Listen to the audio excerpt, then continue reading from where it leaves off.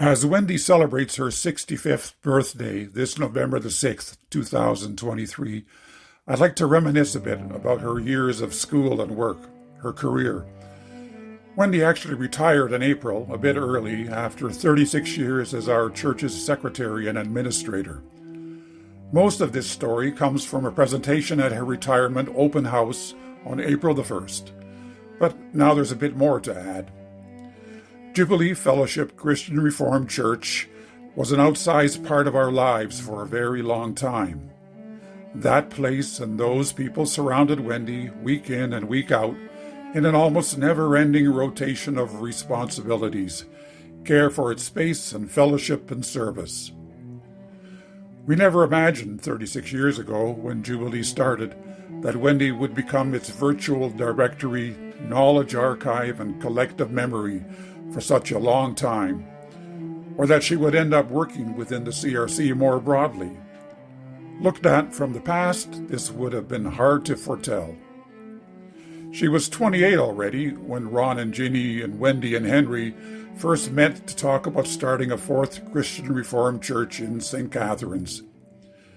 In short order, there was a steering committee, and Wendy was producing newsletters called The Fourth Report.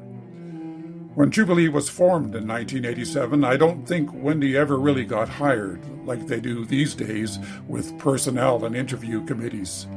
She was a shoo-in. The new secretary came with her own office, including $8,000 worth of computer equipment, a state-of-the-art AT&T PC with a 10-megabyte hard drive that had to be parked, and a daisy wheel printer. Pretty good deal for Jubilee, if you ask me. Lots of Jubilee members know where it went from there, including her return to a home office during COVID. But by what road did Wendy get there in the first place? I've known Wendy just 7 more years than some Jubilee members have, but over our 44 years together, I've gotten a more intimate knowledge, and I'd like to share some of her story here. Wendy, like me, is rooted in a very distinct culture. As firstborns, we were the pioneers in our families that were making their way in a new country while still firmly rooted in the old. Liberation from the 5-year trauma of World War II, German occupation, was not much more than 10 years behind us, and the upheaval of immigration much less. We were enfolded by large families and communities. We spoke no English till we went to school, and like most immigrants, we were less than well off. Wendy's first years were presided over by the extended Brower family, on their farm by Balls Falls and in various Vineland rentals. Then, when Wendy was 9, with 4 younger sisters already, Uncle Dick and Uncle Hank built a split level for her family on the crest overlooking the lower Balls Falls. She was free to wander alone down in the gorge, enjoying barefoot walks among the rocks and streams. So Wendy is a country girl, a love never lost. But Wendy also had the class to have tea with Mrs. Ball, who was still living in her house by the falls. Here our paths divide for a while, for Wendy went to a public school in Jordan, not to a Christian school full of familiar families.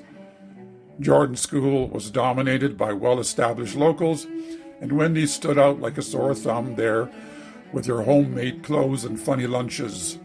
The only student ranked lower was an indigenous boy from Jordan Hollow. The teachers were generally mean, and the biggest breath of fresh air came from the black teacher, who showed up one year to teach Wendy's grade 7 class, and made a point of giving everyone equal value. In 1972, Wendy entered Beamsville District Secondary School, where she generally excelled, though confined to the 4-year track. The 70s we consider to be the modern era, a time of emancipation, revolutions, and opportunity for baby boomers coming through high school. So it may come as a shock to some that Wendy had very few options. Within her community, she could become a teacher, or a nurse, or a secretary, or marry a farmer. University for its own sake was out of the question, though she wanted it and would have done well. Wendy chose secretary and learned the trade. Wendy was determined to do an end run, so in the spring of 1976, when she spied a classified ad in Calvinist Contact for secretary wanted by CLAC in Toronto, she went for it. Stan de Jong from the St. Catherine's office interviewed her, and she got the job. But they wanted her right away, and Wendy wasn't done grade 12 yet. So Wendy got the school to consider letting her leave 3 weeks early. They agreed that her marks were good enough and let her go with a diploma. Now, going to live in big city Toronto was almost as bad as going to university, so Wendy was required to get room and board with Mrs. Versteeg and to come home every weekend so that she could go to a good church. Wendy did this faithfully enough, but took advantage of Toronto's cultural opportunities during the week, going to symphony, ballet, and choral performances as well as lectures. She also learned how to shop for clothes, a skill that has never left her, got her hair styled short by Caesar, and became the envy of her 4 sisters. Disposable income also got her a solo trip to Holland. But Wendy's greatest asset in all of this was the work itself. She was not just some secretary, she was working in the Rexdale CLAC head office for the Work Research Foundation, which is now Cardis, under Harry Antonides.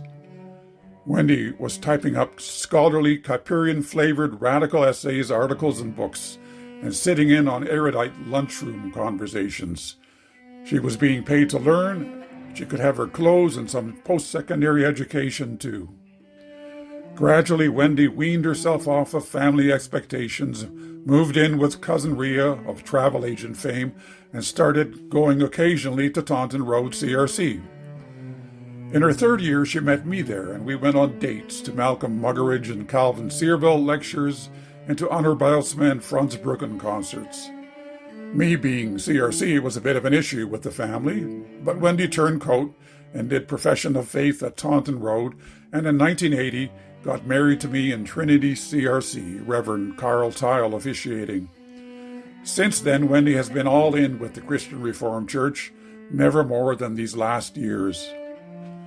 1 year after marriage, we moved into a downtown community house, and before too long, Wendy gave up her 5.5-year CLAC job in favor of something closer by.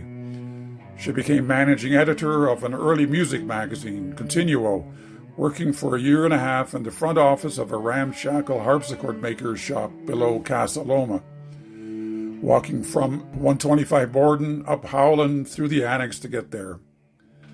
Then in the last months before our planned year-long trip to Holland, she gave that up too and worked as a Kelly girl, flitting among fancy offices in downtown Toronto until it was time to go. That was the end of our time of fellowship with Toronto and its community, when he had been 7 years in the workforce already, and now she could stop and take a well-deserved break. 40 years ago now, for 3 months, May through July of '83, we hitchhiked around Europe, climbed mountains and biked through Great Britain, and visited Dutch relatives. That was a good time for Wendy and for us as a couple. Only in August did we settle down again in Rijnsburg to pick up work and study. Through a temp agency, Wendy immediately landed a job with the European Space Agency in Noordwijk. There she rubbed shoulders with people from all over Europe, watched large Hewlett-Packard plotters at work, and tried to steer clear of office politics and flirty Italians. Wendy biked to work and everywhere else from our little summer house at Camping Koningshof. When we got back to Canada next April in 1984, we were expecting. The gig was up for me and I had to go to work. We moved into Wendy's childhood home and took out a loan to buy expensive computer equipment so Wendy could stay in the game. Soon she was doing theses, databases, and mailing lists. 6 weeks before Jovita was born in 1986, we moved into our Van Sickle Road home, and Wendy set up shop in its drafty but bright front porch.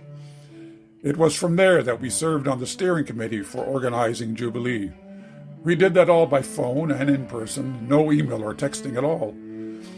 After that, our porch served as Jubilee's office for the 5 years it took to get the church built.